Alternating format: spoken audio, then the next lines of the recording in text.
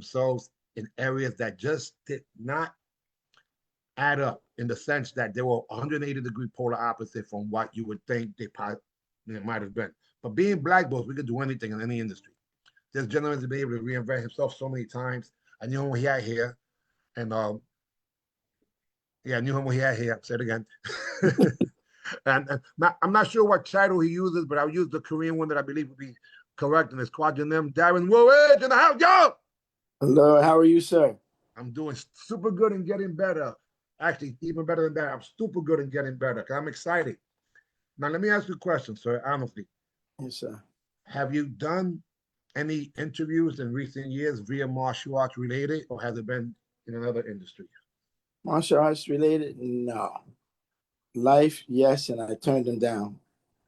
Well, I appreciate it. I take that as a compliment. Like, Thank you, as my grandmother would it's say. an honor for Thank me. you. Like, Thank you. thank you. So, what was your inspiration, desperation, or motivation to join the martial arts? What style it was? Talk to me. You got the mic. There you go. Come on, man. We were kids in the 70s. You don't know how to fight, you wasn't making it, brother. My mother had 9 kids. She said, No TV. no TV. You got to go out there. I lived in the projects. I got chased home every day. It was so bad. When I got home and locked the door, the kids came to the door and knocked on, like, "Can Darren come out and play?" She's like, "Go out there, man." I said, "No, ma, they're going to get me." Well, you got to go learn how to fight one way or another. So I had to go out there, man. Wow. Man, and what city was that? Patterson, New Jersey. Now, that's a suburb in New Jersey. So, of course, you have white picket fences. And Yeah, okay. that's what people would think. What was the climate in Patterson um, during those early 70s? Like I said, I grew up in the projects. I saw a lot of things. You should see it at my age. 10 years old, I'm watching people get shot in the head, babies thrown in incinerators, drug addicts in the hallways and the steps. You had to fight to survive, man. We had no money. You know, I went out there and I carried people's bags. I'd go down to Pantry Pride. I don't know if you remember Pantry Pride before it was Food Town. And stand out there and carry people's groceries for them. I remember one time my mother gave me 20 cents, 25 cents to get a loaf of bread. She said, "Don't lose this, because there's what we got to eat." On my way to the store, I got confronted by this guy. He beat the boots off me, Jack, and took the money. I went home crying. Said, "Mom, somebody took the money." She said, "Well, I guess we won't be eating for the next couple of days, baby. But make sure you go to school because you get a free meal there." Thank God for the Black Panthers and Young Lords. They That's created right. that free breakfast program. People don't That's understand. right. People do not understand that's where it came from. Yeah, that's right. Teenagers. So, in terms of, so where's your mother from? Where's your family from? What's your foundation? Why are you always confusing people? Looking, multicultural, and today we all Middle Easterns, especially from Pakistan now. My mother is African American from Virginia, Norfolk, Virginia. My father is a red bone. I'm not sure if you know what a red bone is. Yeah, of course. My mama was a red bone because my grandma was brown skinned, and mom had a fight because they thought that she was the nanny, and she Yeah. hated that. So I grew up in the projects, looking Puerto Rican, Hispanic. I had to fight for it every day. As I got older, I hooked up with Latinos, and you ask anybody today, they're gonna say I'm Puerto Rican. I speak Spanish. I lived in Puerto Rico for many years, and I'm Muslim. So I got all bases covered, brother. Right, exactly, and that's the whole thing. Even someone like Joe Batan back in the days, people think he's a Puerto Rican dude, but he's a black Filipino of all Yeah, things. They speaks English, Spanish better than me. yeah, So it's the cultures, not the color, that's and the right. cultures are diverse. Now, does your mother have any indigenous blood from one of the tribes down there? My father does, from upstate New York, Newburgh Wow, area, Garnersville. isn't that something? Yeah. And of My course, I'm mother a probably Taino. has it, but my mother wouldn't tell us much about her life back down there in Virginia. She lived a very hard life down there. Man, that's next to the what is it, the Mason Dixon line, man. So Yeah, that's real. yeah. And that's the thing that I would love to have. I have an uncle that I just saw last week for the first time in many years, and I'm giving him the inspiration to. He said, "I always wanted to go to Puerto Rico with you." I said, "Well, listen, let's go to next year. We got to get him out of the home, because Yeah, his yeah, weight's really low. But it's true. Like I don't know anything about my the Fontanez family. I mean, yeah, I had not one person that had that same last name on my birthday recently. And then in a matter of a week after, this how the creator works. I said, honey, I didn't have any family or relatives. And my belief is relatives have the same last name, family or relatives, they have a relationship, so they will do family. And most of my family is extended people, like you and my brother, martial yeah. arts, right? That's my Right. belief because we people similar to mine and coaches, the crazies, so to speak. Mm. And within 10 days, I was in the room with 9 of them. I like asking you shall receive for real. So I'm completely blessed.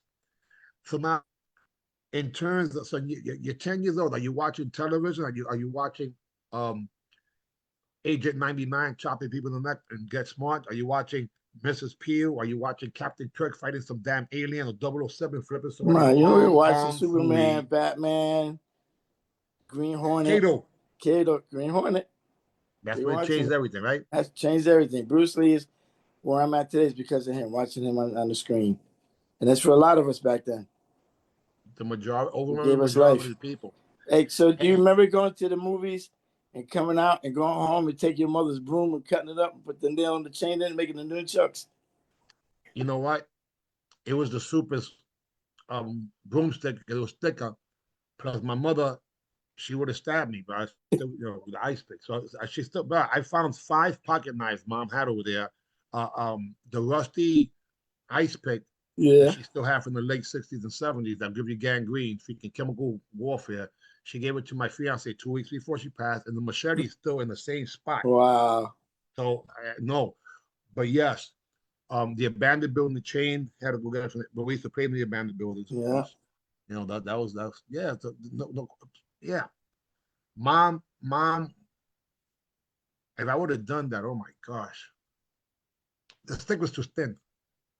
Yeah. The Supers one was better. We used that for stickball back too. That was that. If you had a stick, that's multi-purpose. I think there's a That's lot of right. stuff. Yeah. And if it broke, then you got a long knife too, right? It's Yeah. crazy. So, you look at these martial arts. What was the first martial arts movie you actually went to, and did you sneak in? Oh, absolutely. Snuck in. Finally, But the five deadly venoms. What was the listen, chamber? 34 chambers? oh, 36 36. chambers, 36 36. chambers. Well, I think it's close. Sometimes 2 chambers got stuck in the bathroom. So that's what.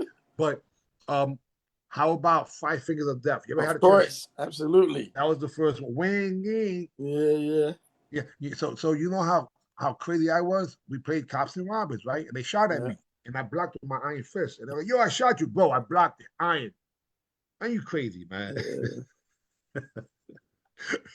So, what movie was the most impactful for you? And a lot of people forget the second movie I ever saw was Hong Kong Cat with Corrado. Yeah. Yeah. First time I seen Nunchucks, Corrado, Yeah. and then Bruce Lee. I had to say five deadly venoms. Well, Five Deadly Venoms to me was a rap group. That was the first. These guys, you know what I'm saying? The Five Deadly Venoms all had their own stuff. That was dope. Oh my god! Even though there were multiple movies, and it was really the sixth one that made the difference. But my god, that was in Chinese theater too. When Yeah. at 3 o'clock in the summer, everybody disappeared. They took all Yeah. the children. They went home to see Kung Fu Theater, Yeah. Channel Yeah. 5 in New That's York, New right. Jersey. Yeah. Saturdays. And that's nothing. And then, but by 5:01, everybody's back outside until the light goes on, the Yep. street light. That's right. Got to be home. Didn't matter what borough. Yeah. That's right. Isn't that something? Yeah. So, Of did you ever get a chance to go to New York City in terms of 42nd Street to see the movies? course. Come on, man. Listen, the reason I'm asking is because I might know, but some of these people may not know. There's people here that are watching this for West Bubble. Did I say that? Yeah. There's people from all over the world that are going to get a chance to see this. And all I'm just trying to do, honestly, is reminisce because, we would go to see these movies. It was $2 for the film. You go to the corner and get the blimpie sandwich. You sneak it in. Yep. Everybody did it. And you're there. You're watching All three day. movies. You're watching 3 movies for $2. But then you made the mistake and you stay too long. Now, by the time you come outside, the prostitutes are outside, the cops are outside, and you're gonna get your butt whooped because the lights are out. That's But thank right. God it's a Saturday, so hopefully you make it on time. Because you say you Yeah. was with your uncle or Yeah, somebody. yeah, yeah. Yeah. And in that same, I wish we had photos of any Saturday night because between martial arts and hip hop, bro, that's history. That's right. I, That's right. can you picture a photo? Yeah. Oh yeah. That would be like some, oh my man, that would have been great, right? Every Saturday, just one photo of one of the Comfort Theater just to see who's in the audience. Yeah. That's the thing that how about this? You start to train. Was in the PAL, the YMCA? Was it after the basement or the rooftop, or in my case, still the basement? Guy who said the super who said he needed karate. He had one uniform, and we shared it. So I wore the top one day, the pants one day, and the day that I was allowed to take the belt, I took it to school with me under my coat. I just kept wrapping it. I don't understand why it was so damn long. And I was walking around and nobody knew Yeah. that I had on my martial arts belt on. I was Yeah. 7 years old, bro. Yeah. So where Yeah. was the So first place you started training? in the playground in the projects with Juan Perez. Oh my God. Props to my man. If you really know him, head in the house, y'all. Yeah. He's in the house, y'all. And Adrian Muniz. Oh my God, that's jazz. So Yeah. these guys, these are ghetto superstar. They damn man. Yeah, man. It was us. And Holy I started this guy named David Lawrence. They called him Heavy. This guy was amazing, bro. He had to be 400 pounds, about 6 foot, and could kick you in your head before you could see it. He trained KA system. Yeah, so I was doing first thing I did was KA system, and I was with him for a while. And then, I grew up in an environment where to survive, you had to learn how to fight, and you had to be with the right groups. I was in gangs. First gang I was in was called the Young Dragons because of the martial arts with Juan Perez. There's a group of us, and we were out there doing our thing. I remember I was about 14, 15 when the Young Spades and Black Spades came to Patterson. You had to get initiated in. wow. So Heavy said, you got to fight these 6 men. So I got in there and started banging these guys out. They said, stop, he's in. We need this guy. So, yeah, I went through some gangs, went through some stuff. And at 15, I met this guy named Joe Nakarado, who studied with Master Lee out of New York, Taekwondo. He took me in. He had these 3 men. These guys, they were like kings to me, you know? I'm working out with them, and my legs are going, oh, you think you could kick, huh? Jerry, these guys would beat the crap out of me, man. In the basement, I lay on the floor crying like, oh, you crying? You come here kicking like that, you want to cry? And beat me some more. But And I you come think back and you come back again? oh, yeah, you're not to go back. It was 4 miles from my house. I would run there every night and there and back, running. So then he then took me to a Master Bai. Wow. Yeah. So I go to Master Bai with these 3 guys. He tells Master Bai, look, these 3 guys are fine. The kid, he comes from a very poor family. He has nothing, but he's talented. He's a gift. Please watch him. So Master Bai says, okay, they pay, he don't pay, but he's got to fight. Everywhere I send him, he's got to go. Oh, you're the hitman. So, yeah. So Polo. 16, I'm all up and down the East Coast up to Canada, Buffalo, coming back down. Yeah. Fighting, winning everything. It's a green belt, blue belt, clean the house. I get my black belt at 17, and I'll never forget this. I was 17, I turned 18 a couple months after that. I had to fight my first hard contact point fight. That's full contact, baby. That's full contact, brother, in Patterson. And to fight this guy, John de Blasio. Do you remember him? I know the name, but at Yeah. the time I was still probably in Tiger Kim's. Right. Maybe after the All Americans. Kim's side with them, Chloe's side with them. You know what I'm talking about. Yeah. So I was 135 pounds, bro. And this guy, I know the name, man. I know the name. And my guy didn't show up, so I had to fight him. Now he was 10 years older, supposed to be number 10 full contact fighter. So hey, we're gonna do what I gotta do. This guy beat me up for 3 rounds. Third round, he knocked me out. I woke up in the locker room crying. So those 3 guys that I came up with, I woke up and said, what happened? You got knocked out. What you think happened? You ain't fight back. So for 1 year, ate, slept, and pooped karate. I was running 10 miles a day Never training. again. Never again. Again. So I had to fight him a year later in Patterson, and we're in the newspapers and everything. It's just big. Right, me there. Yeah. Unlike today. So he's in the paper somewhere. I should never been in the ring with him. Now he's gonna hurt me. So I get in the ring. I'm beating this guy so bad because now ain't no rules for me. I'm from the streets. This is where we gonna take it. We're gonna go. A little crazy to it. So it's so bad the referees grabbed me off and threw me across the ring. Stop, you're gonna get disqualified. When you get disqualified. I won most spectacular fight that evening. That was the beginning. Wow. So Adrian and Johnny were doing Shotokan karate. I was doing Taekwondo. I had to hear their mouth about Taekwondo. Taekwondo had a bad mouth, especially in New York. Didn't have too much respect. Didn't have any respect. So Adrian was like, yo, let's go to New York. I'm 19. Only Jerry Robbins. Jerry Robbins is the only freaking dude that was repping for real. That's right. The only one. As far as I go. Yeah. So Adrian was like, come on, let's go to New York. Let's go to New York. We're 19, so we go to New York. And David Washington was the center ref. And I got my little Taekwondo patch on.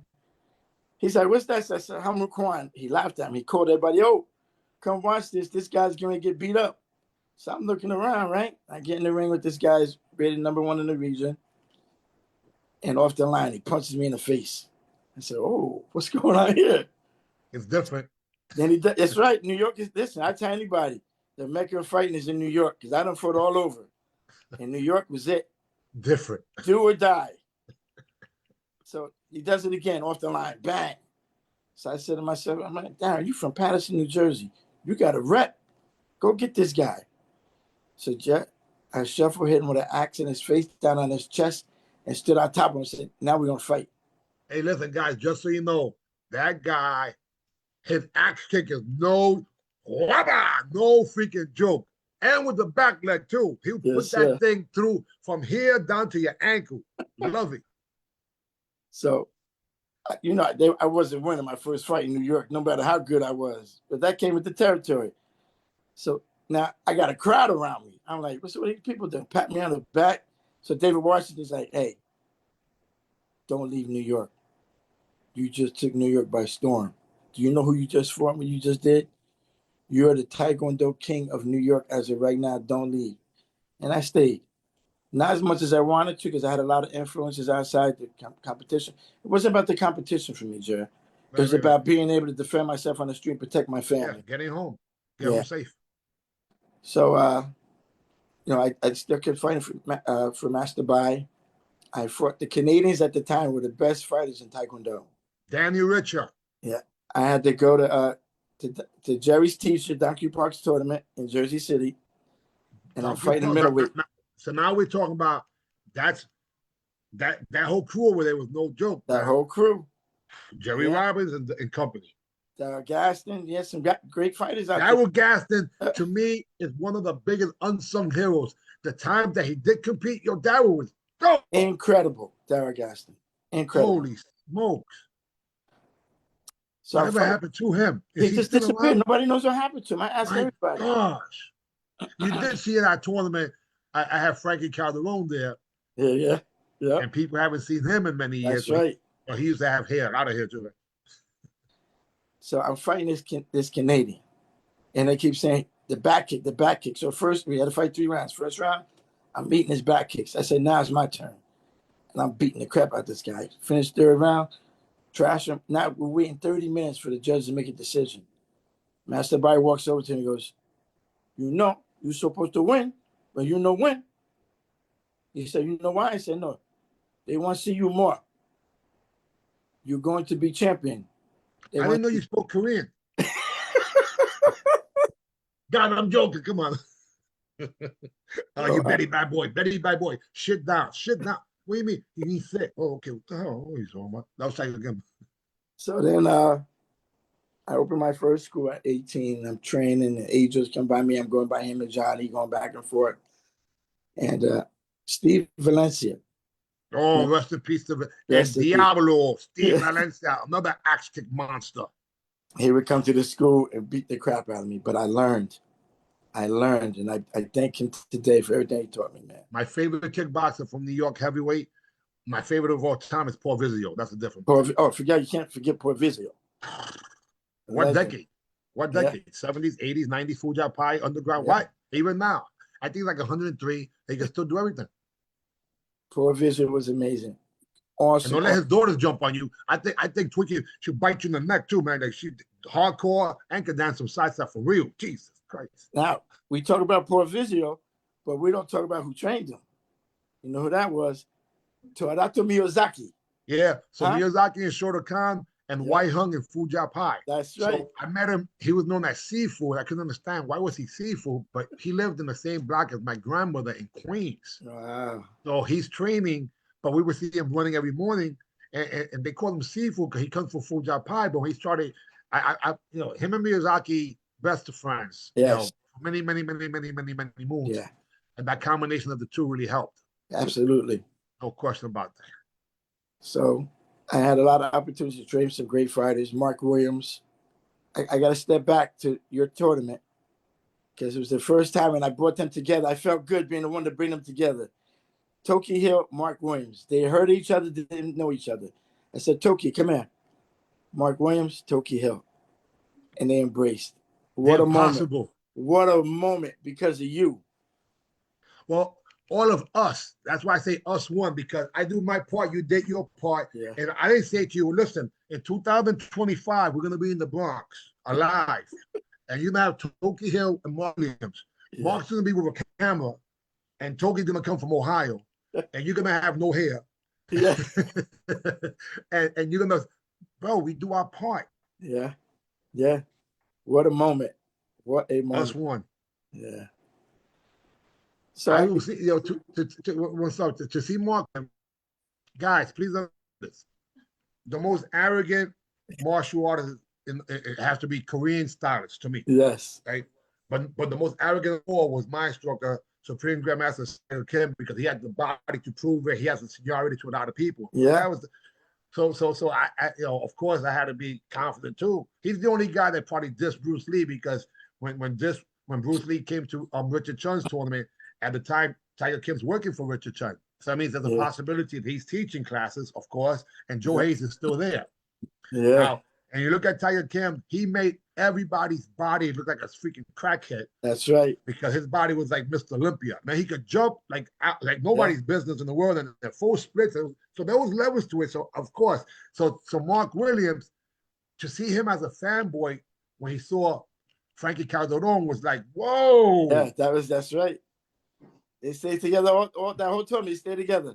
Isn't that something? How cool was that? Yeah. The bonding, and there was people there that hadn't seen each other, like you said, in 40 years. 40 years. Yeah. Anyway, I digress. We're going back. I apologize, guys. Now, this is what happens. I didn't record the pre-conversation, which that in itself should have been probably recorded for behind the scenes, because Darren and I knew each other for quite a while. Even came all the way to the damn Bronx with Adriel and Posse. and oh my God. Yeah. That was in 88. But going back, so now he said you're not going to win. Was he right? That's right. But I continue to fight. I wasn't a fan of what they called back then Hoga, which they call yeah, that was the first WKF when WKF started. Quadrin was one of the people that started that. I wasn't a fan because you couldn't punch. And I fought a few of those fighters, and I'm breaking them in half with the reverse punch and the jab. No point. So I go with Adrian to New York. And then my life starts to open up over there. And I'm doing my thing, but I still have the conflict of the streets, the tournaments, and my family. That's what I'm going to ask you. I was a father at 17, so when were you a father that all of a sudden things changed for you? Yeah, it changed my life, because certain things happened that I was going down the wrong lane. When the gravity goes that way, so it's up to you to fight upstream. That's right, and I had to fight. In order to, of course. So I'm trying to get to New York. I'm doing well. I go out to Joy Santa Maria's tournament, Twin Towers. Empire States, baby. Now I'm showing up at tournaments. Nobody knows who I am, right? And I make it to the finals, and I got all these people around me. Yo, you're gonna win. I'm like, what is this? You know, it wasn't even about the trophies anymore. It No. was just the reaction of the people for what I had done and what I had become. It's like I'm in the finals with Billy Beason's there, Mafia Holloway, a few big names, and everybody's screaming, "Mafia's here, Mafia's!" I'm like, "Who's Mafia? Well, who cares?" So he beats Billy. Now I get him, and he blows me out. And Jerry, I got to go back to what happened when I was 18. I said, "Yo, what this guy just do to me?" So now I see him a year later. Remember with the Garden? Everybody came. Do you remember when I fought him at the Garden? Where I put it on him. So Tokyo Hill comes up to me and goes, "Never have I ever seen anybody beat him up that bad." I said, "No, I had to get him." You had the advantage because they didn't expect at this point. And guys, I might be wrong, but Mafia Holloway and this character named Fast Feet, I'm seeing it as a third person. They were the next generation that was just doing different things. They were kicking on a different type of stuff, and neither one of them kicked the same, but they were Yeah, doing different things, right? And I'm 16 years old, and I fight Mafia, who's about just before he turns 14. I should say 15 in the men's division, super yeah. lightweight, J Park Nationals, Wow. 1982 in Springfield, Massachusetts. He had BAD down the leg, Black Art of Deception. He was down with Sonny D. Daniels, which was Gochushan, but in Massachusetts, which is completely different from the New Yeah, Jersey one. It was more like Taekwondo. So those characters and a bunch of other ones, Spider-Man Pitters and freaking, just Thunderfoot Curtin and Speedy Wilson and Michael Lick Beanie of Sledge. Wilson. Yeah, yeah, You have all these characters and you read them in the magazine and you're like, oh, Karate Illustrated, Region 11, and you're trying to, I'm checking people off and checking their name. So if there's someone that's not on that list that comes out of left field, like a spoiler, they don't even know where you're coming from. So they have no right. idea. Wait, he's not on the list. So that's why I would laugh and I would see people see like a Daryl Gaston. They're like, Yeah, if you don't know Daryl Gaston, you don't know him. It's some black dude kicking. yeah. And then you're like, yo, what the hell is that about? Right? That's You right. got the element of surprise to That's bring in right. that freaking hitman that people just don't know. Yeah, Snipers. That's why I call them bro. I call it snipers. These people will take you out with one blow like a that's freaking right. kick, punch, sweep, stomp. Yeah, Billy B, don't you dare stand in front of that's Billy right. B He's gonna and take. think you're not gonna touch that floor. That's He's gonna right. sweep you, he's gonna stomp you. Anyway. So back to So New York. I'm out there doing my thing, whatever I can, and then Adrian's like, "Let's go to Ohio." Now we're driving out to Ohio. We're in Pennsylvania. We're up in Massachusetts. And we get there, like we go to Massachusetts. It was kind of raw up there, man. Every hotel we go to, no vacancy lights would come on. So we were going to sleep till we got to the tournament and say, "Look, we're going to go sleep in the bleachers. Wake us up when it's time." And we kick ass, man. And everybody knew, like, "You guys from New York?" "Yeah." "All right. I ain't winning today. We taking everything home, wherever we went." And then I had the ransacked opportunity. fighting forms and weapons because they were, and Yeah, that's not even counting the underbucks because the underbucks were demons and oh my god! And sometimes you rolled up in the motorcycles when they started doing the motorcycle deal. then I had the great opportunity to come work out with you. 1988. Listen, 1988. that was so cool. People don't realize that what Tony Morrison and I were doing. Tony Morrison, that's right. Tony Morrison had a car, right? So that I should say he had an American Express card. He had a job. A job could be an advantage. He had a job, right? And so I was the navigator, the instigator, the motivator. Yo, we go to this tournament. Where Francisco Conde's tournament is rated. Where is that? Lancaster, Pennsylvania. Lancaster, Pennsylvania. Yeah, you got to watch it. Don't hit the horse and buggies because they got That's arms right. out there. And we used to go. Oh, we're gonna go with George Dillman's tournament. What's that? That's right. In that big barn over there. That big barn. What? So we were traveling to get rated. That's right. And to get rated meant that maybe you get some seminars Yeah. and get paid. And then I would find places where they give away $500 for grand. Yo, that's a month's salary at $335 an hour. That's You right. know, $100, $200. Yo, that's 2-3 weeks. Yeah. So it became my stick of kit vocation. That's why I went more often. When my boys had a split because they only made $200 that weekend, Yeah. because there was no checks that week. It was supposed to everything was seasonal, right? So I said, I'm gonna be a legal stick-up kid. I'm gonna go to these tournaments and I'm gonna win. So Yeah. I had to make this my vocation. I only got 8th grade education, so I had to turn around and give Yeah. it something else. So these guys used to come with us. We used to take 95 North, 95 South, That's Howard right. Johnson, Howard Johnson, Howard That's Johnson, right. Howard Johnson, That's right. That's what we did. and have fun every weekend. But you know what? Doing that in the weekends, also when we come back home, people were dead. Yeah. Because There was you fight. remember, we were fighting Saturday and Sunday. It wasn't one Saturday and this Sunday. Saturday No, and Sunday. Saturday was everywhere else. Sunday was New York, New York. New Jersey, Yeah. and the PAL, the YMCA, Yeah. the freaking, oh my God, some of the nasty, disgusting places, but they had the best fights. You smell Tiger Bomb. Everybody had dingy uniforms. That's right? right. Everything was like gray. Yeah. No, everything was shades of gray. And my crazy boy, I'm dying uniforms. Making my own shit. I don't give a damn. I'm making the hip hop. I don't give a damn. So I don't know if you remember this. I was at your school training. You had a heavyweight, and I was going back and forth with him, and I injured my knee. Yeah, that was it, bro. Injured the damn knee. So me, with no guidance, there's a big tournament upstate New York. I said, I got to go. I go up there. I'm warming up. I throw the leg in the air to stretch it out. The knee pops out. Mm-hmm. I put it back in. The paramedic said, oh, you got to go to the hospital? No, tape it up. I'm going in. I fight 4 fights on this damn knee. The last one, they got to pick me up, carry me back out. I broke the damn kneecap. I remember that vividly, and that was a reoccurring injury for years after. That's right. And I would see you, and I was like, damn it. And then the time of thing, like kicking butt, and then the injury would kick in. I was like, damn it. Yeah. Now, mind you, during that time, you had like a C cup on your chest too, because you was seized with hell. I was like, fuck, this dude is damn. I say, thank God he wasn't 3 inches taller, bro, because we would have had a problem. Same thing. Imagine Adriel or Billy Beeston or you being as tall as me. Yeah. Bro, that could have been levels of problems there. Oh my God.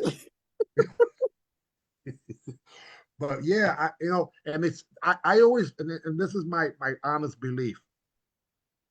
And guys, for those of you watching, please, this is not the normal structure where I'm asking questions. We're interacting because we're excited. This guy's he was recently at the tournament just because I invited him. If he can make it, he'll make it. If he can't, he can't. He let me know. Plain and simple. This guy, no reason to lie, just a straight shooter. And I mean, my God, I've been to his school, so but I used to feel horrible for you, man, because you was there to kick ass. It wasn't talent. Yeah. It was the injury. So every time we were clicking, I was like, man. Yeah. That's the honest truth. It was just, and again, I'm a fan because I know you're gonna smack him with an axe kick in a matter of seconds. That axe kick, I've been hit with an axe kick up until recently, only one time in my life. Right. Wow. And that was Reggie Toussaint. Yeah. 1986, the night that I beat Mafia, and the last day that my teeth were straight. That's gonna be 40 years.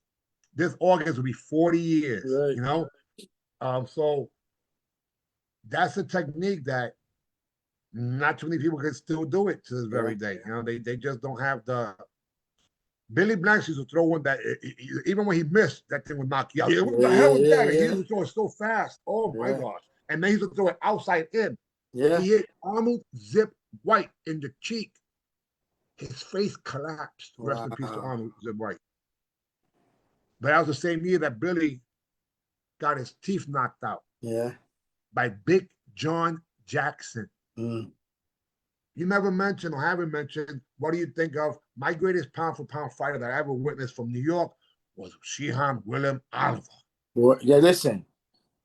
And I'm going to tell you where I met him at. I met him out 42nd Street in New York. And I was in awe. Like, I finally got a chance to meet this guy. Fighting Black Kings. Listen, what was he, 5'7"? At the most. 150 pounds, fighting heavyweights.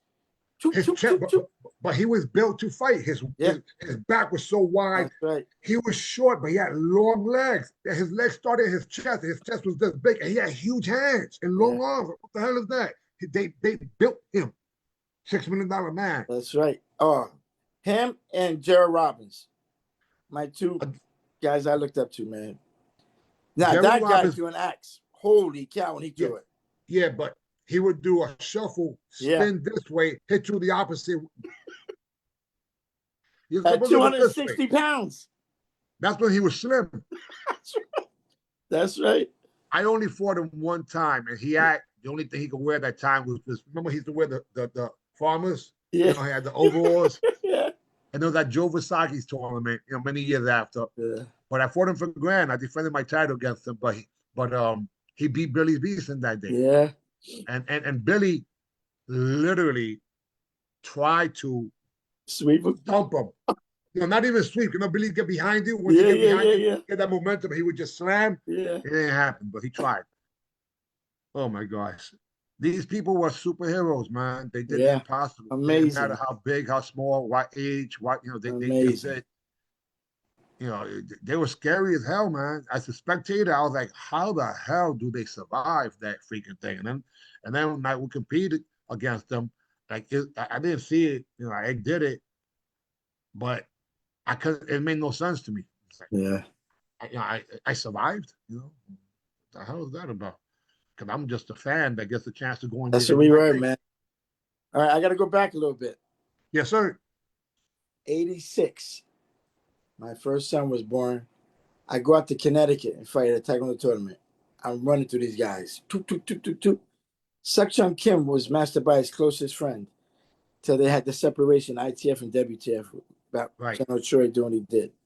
Right. So Master Bai stopped talking to him. So he sees me. He's like, I need you to come to my school in Bergenfield. I said, okay. So I get there. He's got Keith. I don't even remember Keith and Nikki. He also had Ruben. Remember Ruben? Great fighter, Ruben. So I'm fighting Keith. Keith's like 6'3", 270. My fight weight back then was 150, 160, banging out with him.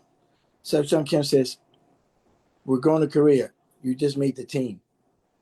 You're going to go with us. Here's my conflict. I'm in the projects. These guys just beat my brother and sister with bats and crowbars. Oh, my gosh. So I got to go out there. I fight these three guys, Jared. And listen, God had me that day because I trashed these guys. But I break the hand. I shatter all the bones in the hands 2 weeks before going to Korea. Shatter all the bones. Couldn't go. Then I make the team with you in Long Island, Nightlife Magazine team. We had a crew there. That was stacked. There's photos to prove it. They got the team. We were stacked, man. The gang from Andre, other people, and the bulk of them already working out with us on Wednesday nights in the Boogie Down Bronx. We put down the gates. We never had any beef. You notice that not one time was there ever a little bit of negative tension between anybody. That's the right. amount of love was ridiculous.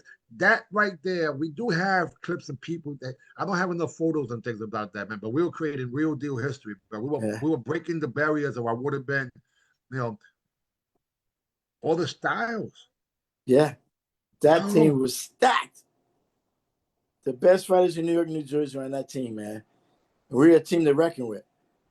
But then I had the knee injury, and then man, it was a timer too, man. I was like, damn, he's doing. I hope damn it, and you would still not want to quit. I mean, nah, he's gonna lose that leg. That leg's gonna come off. Like I thought he would just come off like a Barbie doll, so like a Ken doll, or GI Joe, I should say. And the conflict, the streets again. I'm with some friends hanging out in Patterson. Big fight breaks out. Big fight. The streets blocked off just the fight's so big. So one of my friends gets out. I said, don't get involved with that. Maybe I'll go do something. He gets out there, white kid, he gets trashed. So now I got to go fight. I'm fighting these guys, Jerry. I'm knocking guys out left and right. Bang, bang, bang. Guy comes back with a gun. Now, it ain't my first time being in front of a gun. So that's how I grew up. But this guy's shaking. I can't get to him. He's too far. I said, I ain't getting away from this one.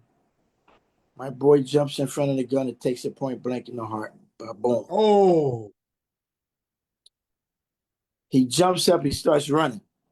Now the guy's trying to pick me off. I'm running zigzags trying to get to my guy. I'm like, yo, you good? He's checking my face. He shot you in the face. I said, nice shot, you. He's got this little hole in his chest. I said, maybe it's a pellet gun or BB gun. All of a sudden, the blood starts shooting out. Oh. So we got to get him to the hospital. What he did at the time the guy shot him, he spun the button truck. He spun a hill to kick the gun, and the bullet hit him point blank in the heart. And at the same time he spun, it traveled into his shoulder. Oh my gosh. I said, game over. I got to get off these streets, man. What year was that? 88, 89. Right there, and man. Those were the trips that were happening. I was blessed. The streets didn't suck me in, but just because of having reputation, yeah, people, you become a middleman for things without even knowing it. Just because you refer one person to another person as well. So now we don't have to go down that route, but realistically, we all had this gravity that was pulling us down into hell, and we had to fight against the current as much as possible to get away from that. And so many just never had a chance to do it, man. Jared, like I opened a school in the middle of the ghetto, and drug dealers in front of my place selling drugs. I never sold no drugs, but when you want to fight, I was that guy. So the cops would bother me. I'm like, listen, it ain't me, it's them. Oh, but they run inside your place. I told the guy, you can't come over here no more. Now I'm fighting the drug dealers every day. I'm going out there in my gi, barefooted, banging out with them. Bang, bang, bang, bang. It was just the world I was in, man. So 1990, 91, I tell my wife, it's time for me to grow up. Let's go to Puerto Rico. I went to Puerto Rico, and it was like starting life all over again. I was cleaning planes for $4.15 an hour. And I went to a couple of Taekwondo schools because I had the Kukiwan certification, which means I could train anywhere. Oh, yeah, Victor Solier with it. Cheeky. That was the guy, bro. The young brothers. The young brothers. The young brothers, of course. Yeah. That's part of the ITF. Actually. Yeah. But they wasn't having it. Right. So, hey, I got a certificate. Can I come train? No, you can't train in here. So what you talking about? Yo, they were gangster. They were gangster. They locked me down. They wasn't having it. So I was going all over. I'd have to travel from Coupe Alto to Vega Baja, which is an hour and a half away to go train. Ruby Camacho was the top guy during that time. That's right. He was the top guy. And I spoke to him this morning. Yeah. I'm going over to the tournament in Cagua. And Taifu Choi was the group of people which they had. Listen, guys, just so you know, in Puerto Rico, there's a town called San Sebastián. They call it El Pepino. That's right. In that freaking town, there's every style you ever invented, bro. These guys create, and then we're talking about in your house. Like I train in the hallway. Yeah. These guys train in the backyard like it's Okinawa for real. Yeah. Jump trees, one town, every tempo, you name it. I couldn't believe it, man. I was like, that's incredible. Right. So I'm just trying to train. I just want to work out. And people closing doors. I mean, I just showed the kind of guy there. I can remember his name. National champion down there, did his thing. Won't let me come and train with him. Finally, he lets me in. Oh, we're not going to fight today. All right, it's all good. So I start competing down there. And I'm going to tournaments. They give me a hard time, but I'm winning everything. United States Taekwondo team comes down to fight Puerto Rico. Now, here's these guys that won't let me in the door. Hey, U.S. team is here. Can you fight for us against the U.S. team? Yeah. Like, yo, what you doing? You want to talk to me, but now, look, I'm a hitman. And these are kids that I trained that are on the team right now. You know, that looked up to me. They hugged me, happy to see me. I said, yo, do what I got to do.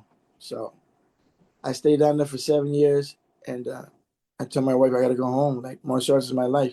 A real quick story. When I moved down there, I'm working at the airport, and all these guys got hired me at the same time. We're at Wendy's sitting down talking.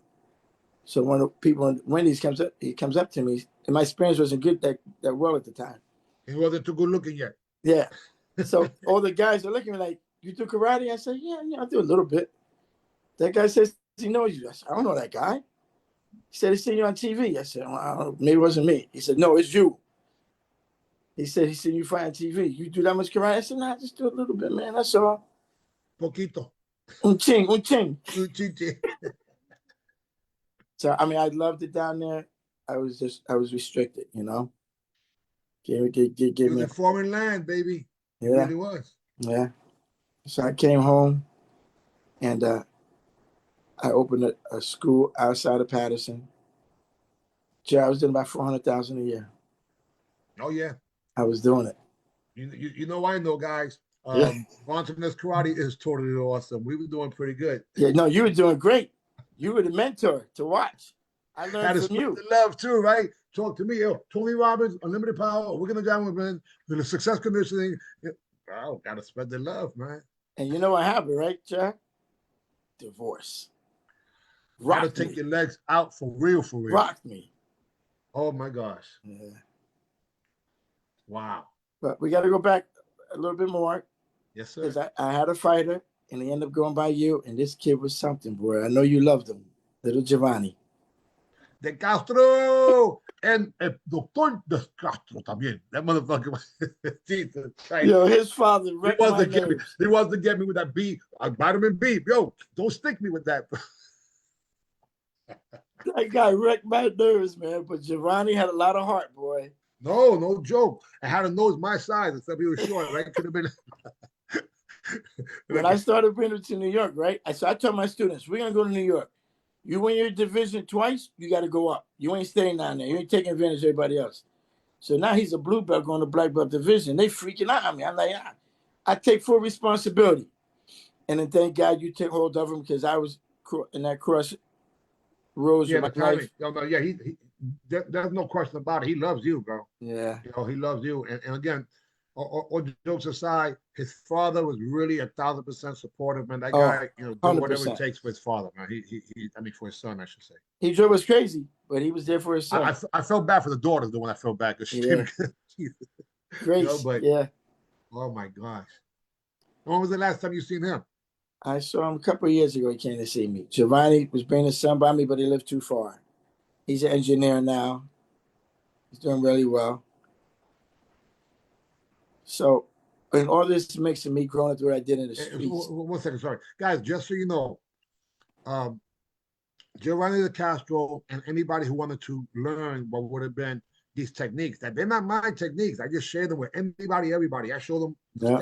When we worked out, again, this was not a class per se, but I said this is the way cross step. That was part of the warm up, just to make sure that everybody knew what potential was coming at you, right? And that was part of the whole damn. Basically, it was almost like seminars, and then someone else would share something else. It was phenomenal. I wish I had those recorded. To be honest with you, it's like, Yeah. damn it. But Giovanni de Castro, Mighty Joe Rivera, and Peter Allende, Peter Agenda. That's right. right? Those people were the first. Actually, one other one too. Another one of my students. They were the first 4 of 8 Metro All Star kids. Yeah, kids. Kids. They were the original Metro All Stars kids, 1988. We're talking about 10 years old, 11 years old, 12 years old, That's 14 right. years old. And Giovanni was immediately, once he learned a few things like to blitz, combined with the axe kick, same thing. He wasn't flexible, but he threw that damn axe kick with bad intention. But it would only go as high as to the face and almost like, like a front kick. But because he was tight, for what it was worth. But fast and strong as hell. Triple threat too. Yeah. Yeah, they were phenomenal. Yeah. Oh my gosh. So in all my that road that I was with the gangs and getting in all this mess, my children born, I changed my life. I go to Puerto Rico, I come back. Get divorced. Get divorced. But luckily enough, at that time, there was an individual from Wayne, New Jersey, who was a DEA agent in New York, task force guy, who wanted to come back to Jersey to become sheriff. And he couldn't become sheriff without me. So I helped him. He became a sheriff. He's like, Darren, I need you to come with me. I said, I'm making too much money. Saying, at this point, when you're saying without you, is because you're part of the community? The community. Yeah, the community. You have the as power. much as I did, everybody loved me, Jerry. Because I wasn't a bad guy. But if you wanted to fight, you picked the right guy. Oh, yeah. That's part of your DNA. That's what it was. So everybody loved me. And I took up for the weak. Yeah. Don't like bullies. So I end up going to the sheriff's department. I'm there, and I'm getting hell. These guys like, this guy's a thug. How'd he get here? How he made it through? He's supposed to be, what the hell? A perp. Yeah. He's a perp. Freaking perps over here. So the 800-man department. So the sheriff Ooh, says, Darren, you're the highest ranking martial arts in the department. You're gonna do some retraining for me with the officers. Okay, now we're gonna straighten these guys out. 75 guys in 3 days. Bing, bing, bing, bing, bing. Talking like junk. I wrestled, I boxed, I did this. Okay, let's do what you got to do. So that changed for me. I was the first cadet to go to the academy and teach at the same time in makes no Passaic County. sense. Yeah, But they know how to utilize it. It's interesting that's what they because did. Yeah, when they use it as a tool, all of a yep, sudden they start changing rules yep. to make sure they make themselves look good. That's right. Whether it's Puerto Rico, oye, quiere pelear contra el americano, oh, that's So crazy. that I had the school going well. I had the divorce come, so I'm fighting through the divorce. I'm running a business, and I had this kid. I'm not sure if you remember him, Willie Torres. He was with me. I grew up with his parents. He was with me since he was 3 years old. Him and his brother, adopted brother, John Torres. And I started training him. And Taekwondo, if you're in the Taekwondo ring for forms, we're going to win. But you couldn't win grand. So I said, go to Johnny's school. Tell Head I sent you over there. Go learn these Japanese forms so you can compete against them. So he goes. Johnny falls in love with him. Oh, my God. Oh, my God. So he stays with Johnny. Now he's going back and forth between me and Johnny. The kid's only 3, he's 18, and he says, sir, I want to compete at another level. So Johnny takes him to New Jersey. He wins AAU, New Right. Starting Jersey. with AA, He goes up to upstate New York, Albany. Johnny calls his dad. He's going to lose. He needs you. So I go up there. He cleans house up there. He wins the regionals. Toki Hill's up there with his guys. I said, Toki, watch the kid. Watch him. He said, okay, I'm going to watch him. Now I meet Toki out in Flint, Michigan at the Nationals. I said, Toki, you watching him?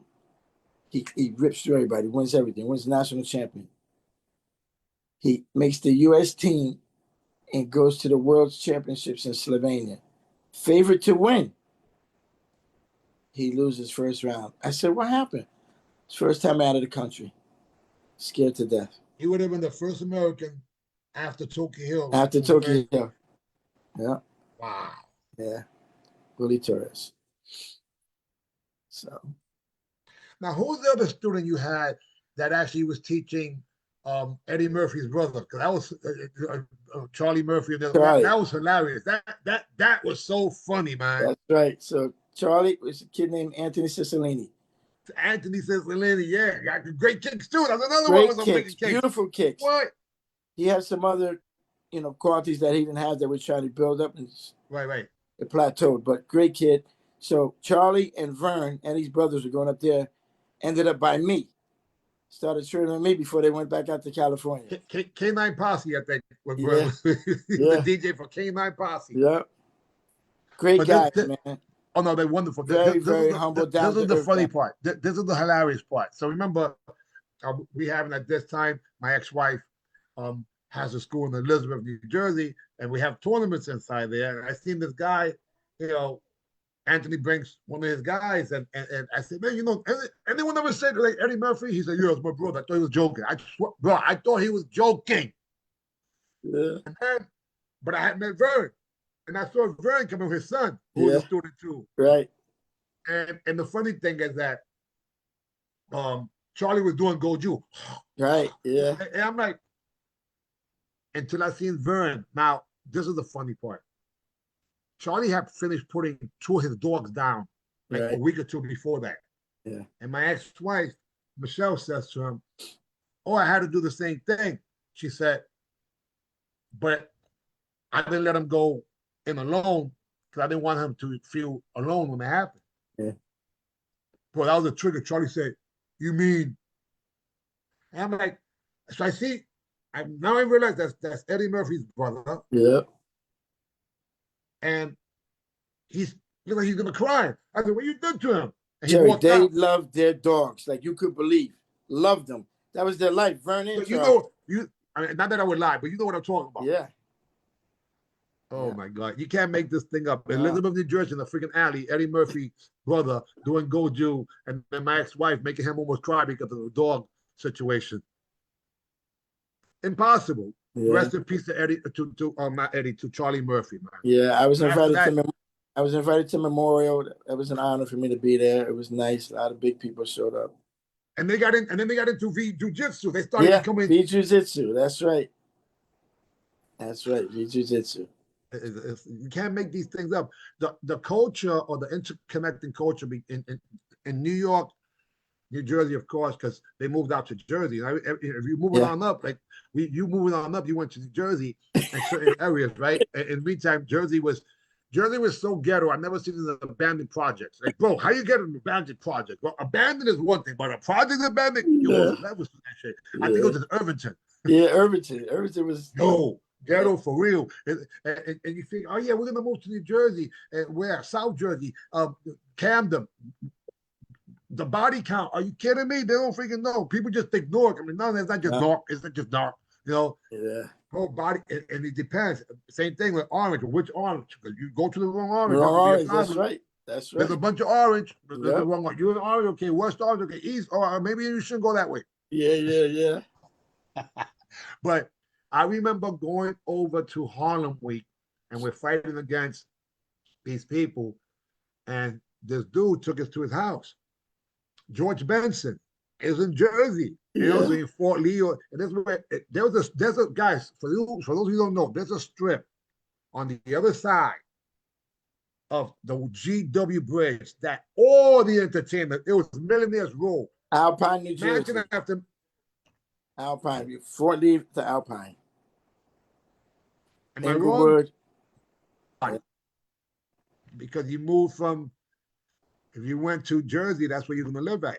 Yeah. Now that's in anyway. But Patterson wasn't there. Hey, so we're forgetting about North. Them great fighters out of North. Them guys. Oh man, hell yeah! But and it's so crazy because literally, like you mentioned the KA system. That's right. And then you had the KK system. Yep. Right. And then Turtle you had the Turtle system. Yep. Oh my gosh, those guys were like freaking. I was a big fan of Reginald the Snake Good. Yeah. Look, he had the blue chucks and he had these little waves, and he had the waves in his hair. They had the matching freaking hakama. Yeah. Bro, they were just flavor. And then, of course, Jesse Smokey Harris, which we saw recently him do a jumping spinning hook to the knee. Not on purpose. I love Jerry, man. What a fighter he was back in the day, huh? Bro, Trent Norman. People forget Trent Norman was a lightweight. He was no freaking joke. They were in the movie One Down, Two to Go when they fought in Brendan Byrne Arena at the Oriental Wall of Self-Defense. That's right. Oh my God. Or even guys like, Ted Green. Like to me, his father. Ted Green, rest in peace, from Ponce. Yeah. Wow. He's from Ponce. And I was like, I people don't know. And they was part of Alan Lee. Alan Lee, that's right. So yeah, I've always been a fan of, and that's not counting so many other people, but those groups we just mentioned were like the nucleus. Yeah. And a lot of them went to multiple, because you had the Goshi Shande, like I mentioned before too, no question about it. Charles Wilson was at my tournament. Yeah. That event, it's still impossible to think how many nemesis. You get that group in the wrong decade, or we got problems. That's right. Yeah. Yeah. But everybody was so cool.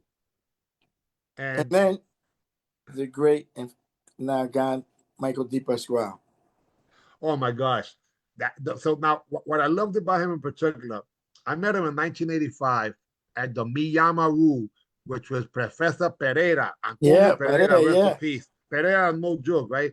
And Pereira allowed myself, Jonas Nunes, and my student Fabian Carrillo. Yeah. Right? They had the other Fabian, but my Fabian, Fabian Carrillo, right? Who became the Latin Dragon.